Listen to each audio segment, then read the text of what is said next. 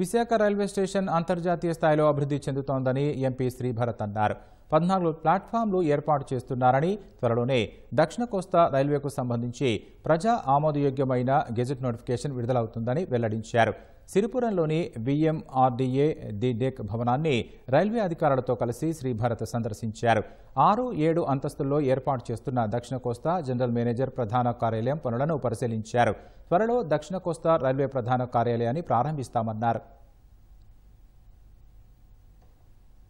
Zone notification ఈ office తో పాటు జరగడం, లేకపోతే ఈ ఆఫీస్ ప్రారంభించేసిన కొద్ది వారాల్లో జరగడం అనేది జరుగుతుంది.